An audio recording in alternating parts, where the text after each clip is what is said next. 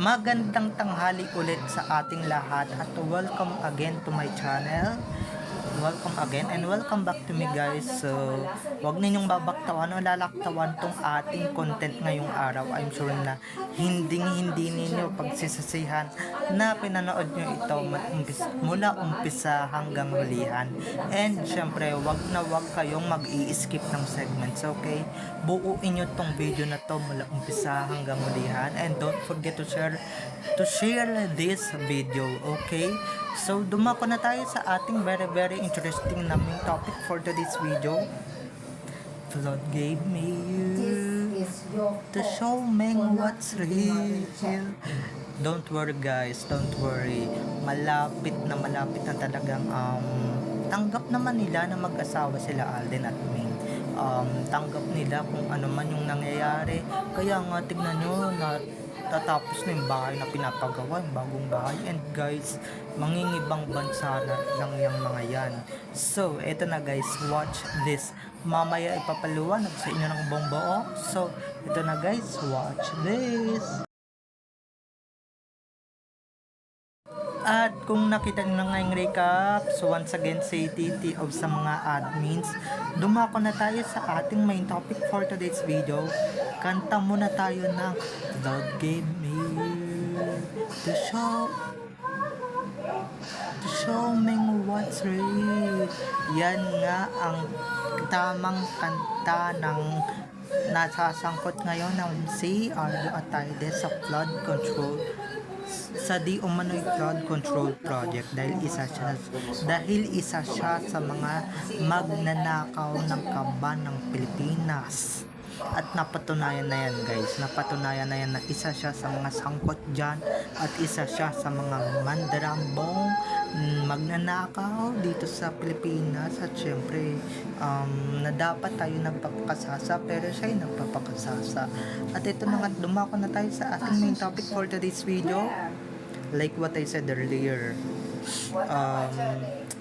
tanggap naman na nila guys, tanggap na nila yung katotohanan na wala na talagang sarsuela at basag na yung sarsuela dahil dito sa flood control project na ito. Imagine na flood control project lang pala makakapigil sa sarsuela makakapigil sa flood, makakapigil sa kahibangan, kabaliwan ng army flood control lang pala yung sagot diba?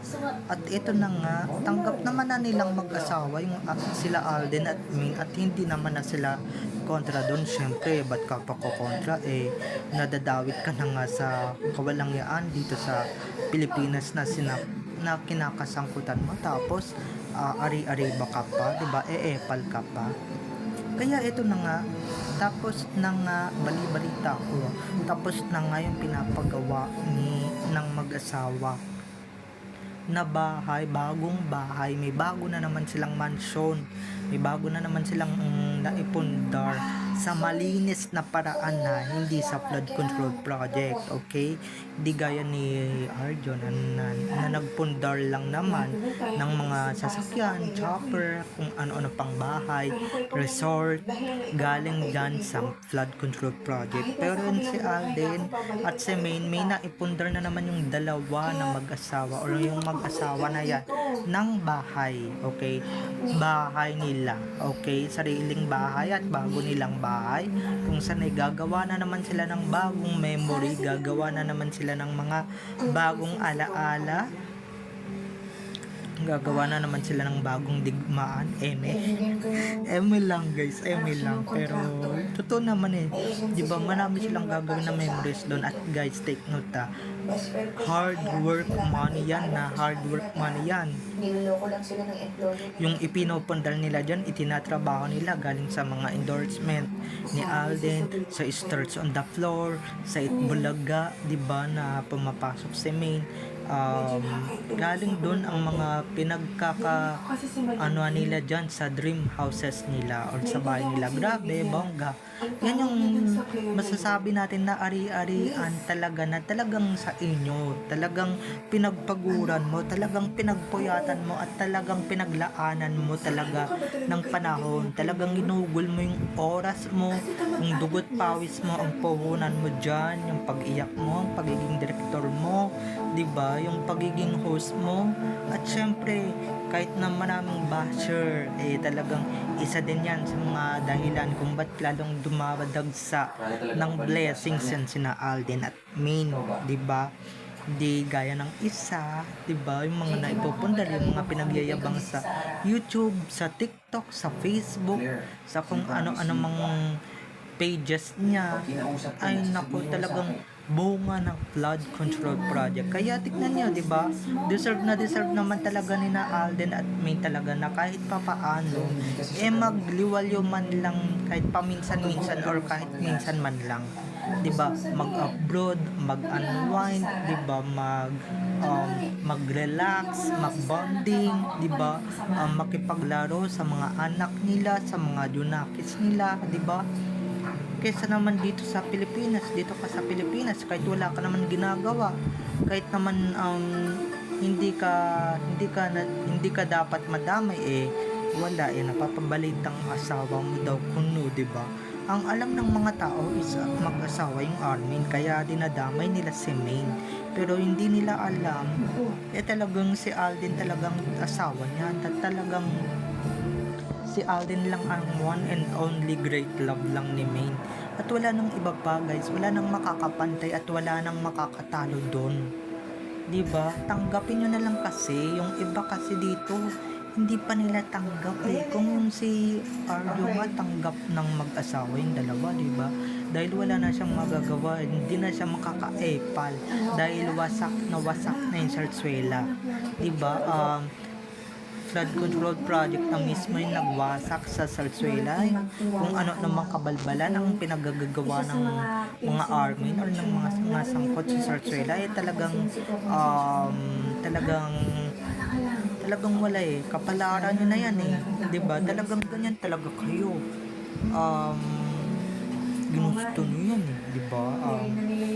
Kahit na hindi talaga nila pinagplanuan, ops, hindi namin to plinano, baka sabihin ninyo plinano namin to, hindi, kapalaran na mismo to ni Arjo or kapalaran na mismo to ni Aso, okay? Kapalaran na niya mismo ang nagtakda sa kanya kung ano-ano mang kawalangyaan ang mga pinagagagawa niya, kung ano-anong kabalbalan ang mga pinagagagawa niya. Ngayon, unti-unti na niyang pinagbabayaran lahat ng mga pinagagagawa niya or lahat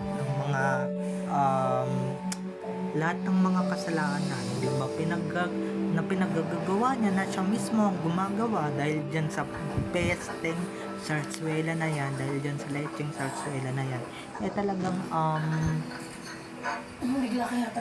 Talagang kinatok na talaga siya ng karma, at talagang kinatok na talaga yung ulo niya para naman sa ganun matigil na mismo yung kayabangan niya, di ba? Dahil mali ang mga pinagpo-post niya sa YouTube, mali ang mga pinagmamayabang niya sa reels na kung ano-ano. Tas ito habang si Aso naghihirap ng bonggang-bongga sa kanilang issue or sa kanyang issue na kinahaharap ngayon, itong sila Main at Alden, itong pamilyang Fulkerson, itong legit family Fulkerson, walang nagawa kundi magliwalyo, magpakasaya, 'di ba? Magwalwal, 'di ba? Mag-unwind, 'di ba? Mag-unwind, 'di ba? Pasyal dito, pasyal doon, dahil deserve naman na nila, deserve nila, habang itong si Clowny depressed, 'di ba? Yung double ganger ng tunay na Main, depressed na ngayon ng bonggang-bongga. Hindi niya alam kung ano ba talaga ang dapat niyang gawin, ang dapat niyang gawin para madamayan yung nasisiraan na ng bait yung kanyang asawa, 'di ba? Lalong-lalo na sa issue ngayon, 'di ba? Habang yung Pamilya Ferguson, nagpapakasaya lalong-lalo na sa hard work money nila. Kung yun yung gagastusin ninyo, talagang deserve na deserve ninyo magliwaliw, magbablog, or mag mag mag-unwind ng bonggang-bongga, di ba? Kasi naman mamasyal ka gamit yung pera ng buong bayan, pera ng Pilipinas, ang winawaldas mo. Tapos sabihin mo, ipapalabas mo hard work money mo. Nek mo, di ba? Walang naniniwala sa'yo, Arjo.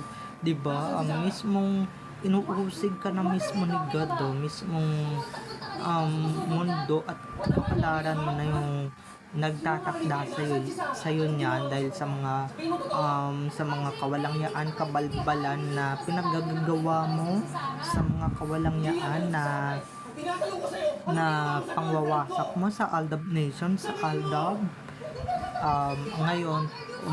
Ngayon bumabalik na sa'yo lahat ng mga pinaggagawa mo sa amin, lahat ng mga pinaggagawa mo sa aming mga babies noong araw, ng 2018, lahat ng mga yan, the past years ng Sarsuela, talagang bumabalik at bumabalik na sa'yo. Buti nga sa'yo dahil deserve mo yan, deserve mong maghirap para naman sa ganun, di ba? Mananawasan mo naman talaga ang maghirap, di ba? Ang magtrabaho ng marangal kesa mangulako, diba? So, babay na mga ka-EDN. I love you all. Have a nice day. Keep safe and God bless everyone. Don't forget to subscribe to my YouTube channel. And syempre, huwag ninyong kakalimutan na i-click ang notification bell para pag nag-upload ako, kayo agad ang unang-unang manonotify sa aking mga susunod pang i-upload na mga videos. So, babay na mga ka-EDM. I love you all. Have a nice day. Keep safe and God bless everyone. Bye-bye. I love you all. Enjoy watching everyone. Love you all.